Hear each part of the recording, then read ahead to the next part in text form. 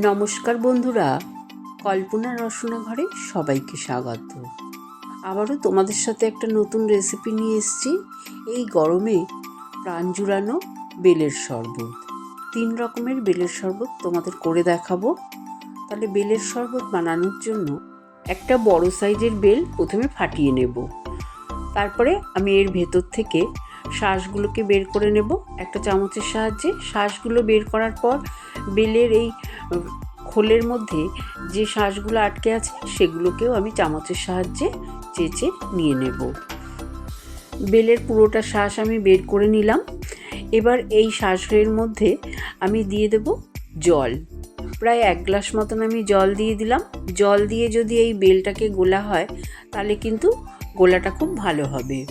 প্রথমে আমি শুধু জল দিয়ে বেলটাকে গুলে নিলাম। দেখো পাতলা করে গুলে নিয়েছি। এবার এই বেলটাকে আমি ছেঁকে নেব, কারণ বেলের মধ্যে তো অনেক আঁশ আছে, দানা আছে, সেই জন্যে আমি বেলটাকে খুব ভালো করে ছেঁকে নেব। একটা চামচ দিয়ে আমি খুব ভালো করে চেপে চেপে বেলটাকে ছেঁকে নিলাম। তোমরা চাইলে এই কাজটা হাত দিয়েও করতে পারো। খুব ভালো করে আমার বেলটা ছাঁকা হয়ে গেছে। এবার আমি তোমাদের শরবতটা বানিয়ে দেখাবো। আমি একটা ট্রের মধ্যে 3টে গ্লাস নিয়েছি। যেহেতু আমি 3 রকম বেলের শরবত দেখাবো, প্রথমে আমি একটা গ্লাসে 2 চামচ চিনি দিয়ে দিলাম। এবার গ্লাসের অর্ধেকটা আমি যে বেল গুলে রেখেছি সেই বেলটা দিয়ে দেব। বেলের গোলাটা অর্ধেকটা দিয়ে তারপরে কিছুটা দুধ দিয়ে দিলাম। এখানে প্রায় হাফ বাটি মতন দিয়েছি। এই দুধটা আমি আগে থেকেই জাল দিয়ে ঠান্ডা করে রেখেছিলাম। এবার ভালো করে চামচের সাহায্যে গুলে নেব। যেহেতু আমি চিনি দিয়েছিলাম, চিনিটা মেল্ট হয়ে গেলে বেলের শরবতটা তৈরি হয়ে যাবে। আর একটা গ্লাসে আমি 1/4 চা চামচ বিট নুন দিলাম। একটা পাতিলেবুর অর্ধেকটা রস করে দিয়ে দেব। এই শরবতটা টক মিষ্টি নোনতা স্বাদের হবে। তারপরে দিয়ে দেবো 1 চামচ চিনি। চিনি দেওয়া হয়ে গেলে আমি বেলের পাল্পটা দিয়ে দেবো। পুরো গ্লাসটা ভর্তি করে দিয়ে দেব। তারপরে চামচ দিয়ে নাড়াচাড়া করে নেব যাতে নুন আর চিনিটা ভালো মতন মেল্ট হয়ে যায়।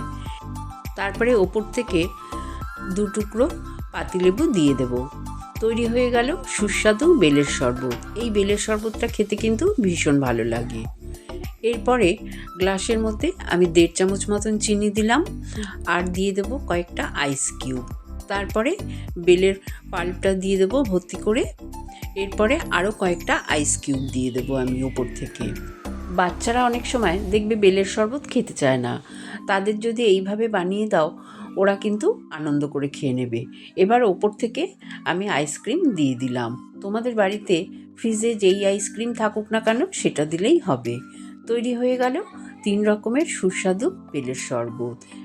বেলের শরবত ঠান্ডা ঠান্ডা যেমনি খেতেও ভালো লাগে, আর এই গরমে বেলের শরবত খেলে পেটও ঠান্ডা করে।